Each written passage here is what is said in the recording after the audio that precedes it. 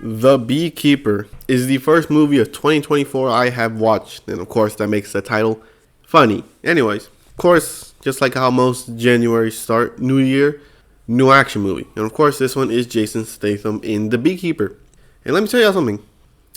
I thought, by the way the name is and the poster, I thought it was going to be some emotional, story. No, it's just Jason Statham whooping ass like he always does. But hey, it's enjoyable.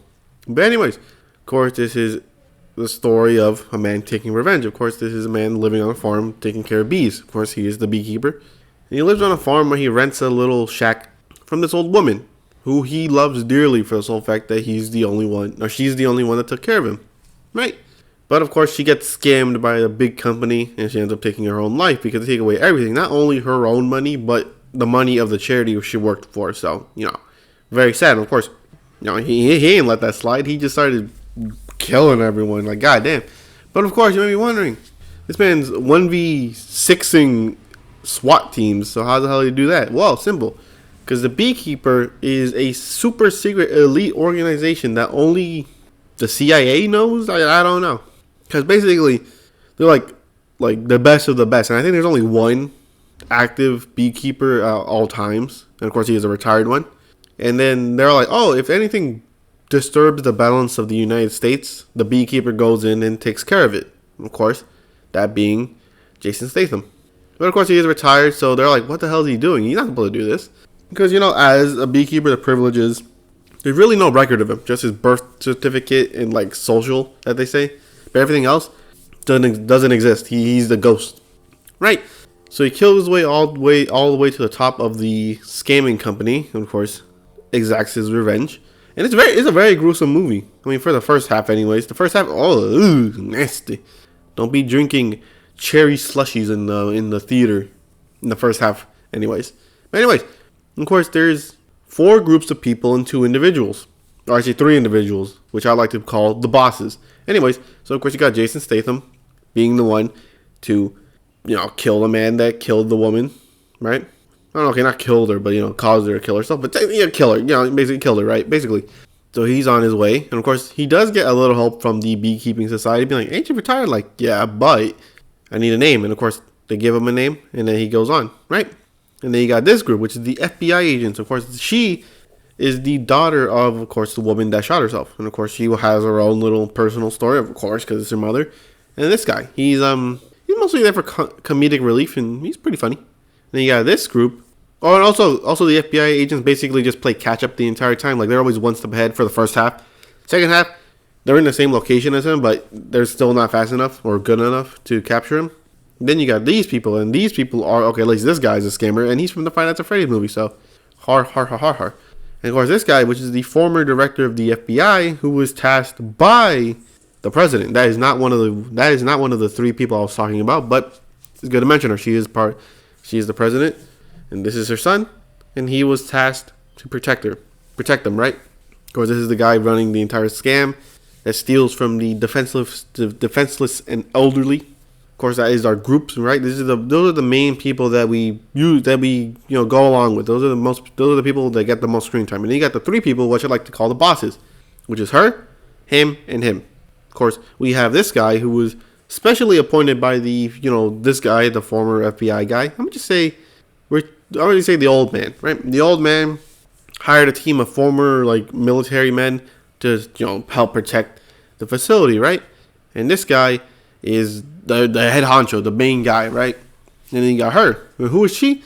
She is the current beekeeper of she's the current beekeeper, and of course, as Jason Statham says, you are my replacement. And then you got this guy, and this guy is the most interesting of them all. He is the guy who actually killed a beekeeper. That's right, he actually killed him. Unfortunately, we do not get to see the fight or really much more of him, just the scene that he's in. And then, unfortunately, as the movie goes, he dies. Which is sad because I wanted to see him a little bit more fleshed out, being the guy that killed a beekeeper who is seen, who are known to be untouchable, or at least as untouchable as anyone, right? It's crazy. And of course, you actually do got a first mini boss, which is this guy. So he goes up the ranks. So you got these 2 people who are in control of certain call headquarters. Obviously, one being more important than the other one. This guy was tasked to kill him, right? and then he got killed. I mean, he didn't even want to try because he was like, "Bruh, I'm not made for this, right?" Because he wasn't. He's made for calling and scamming people, but whatever. Yeah, this guy's funny. This guy's funny. When he's on the screen, he's funny. Of course, he is part of the biggest call center, and you do have some great action scenes. Although, like I said, the other dudes are playing catch up, and the other dudes are playing defense. The big three, the three people I did talk about, they have their own little problems. Okay, except this guy. This guy's cool as hell. Although I wanted to see more of him, what we got was good enough. Of course, this was the current beekeeper. She was sent to kill him. She got manhandled basically. She got manhandled. She brought out a minigun with like colored bullets or something. I don't know, right? Started spraying the whole place up. I mean, which I would assume they're two different. Obviously, there's two different types of beekeepers. This guy, obviously Jason Statham, is the stealthy kind, and she's the more explosive type. Like she goes in there, just sprays the entire place down and leaves. I mean, that's one way to do it, but she gets killed like relatively easily. And he cuts off her finger because the whole beekeeper society has its own little place full of weapons and all stuff. So he had to use finger tracking and all stuff. Of course, this guy was the next boss, which put up a better fight, but also basically did nothing. I mean, he managed to get some cuts on him, but he got knocked out with a fire extinguisher, which was a pretty cool fight. And you got this guy. This guy is amazing, right? Because because they're in the White House, right? Because he manages to kill all his way up, and they're like. And the old man's like, "Hey, man, I think I got the only way to protect us, right?"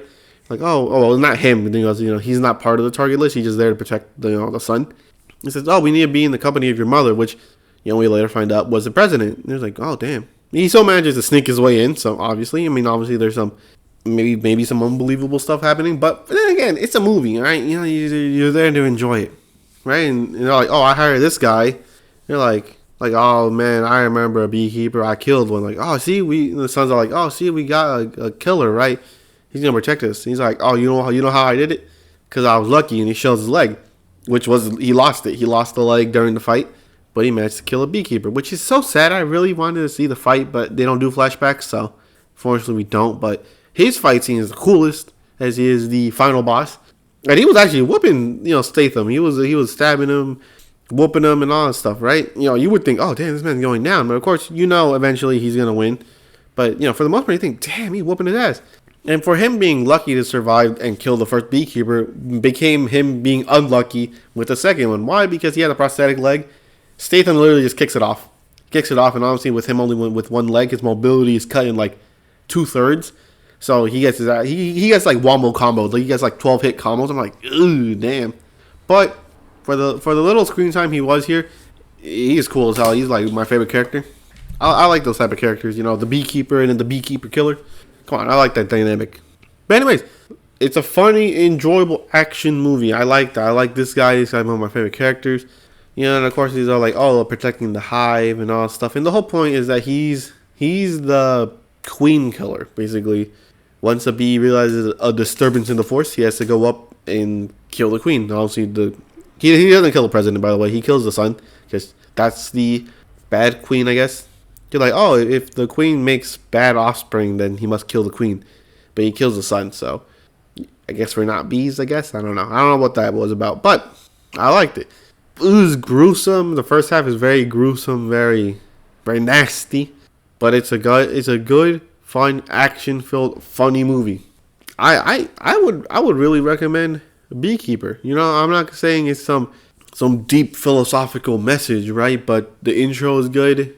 The fight scenes are great. I like this guy. I can't stop saying that I like this guy. This guy's cool as hell. But if you got a free day and you want to enjoy a movie, this one's perfect. You're gonna enjoy it a lot. Except maybe not Prime, on like AMC or something, because like the noise got a little too loud for me, and I was like, okay. But that's like certain parts. It's not the whole movie, so not a deal breaker, right? But like I said, this is a great movie. It's a great way to start 2024. Beekeeper, very good movie. But anyways, like I said, hope you enjoyed this video, and I'll catch you in the next one.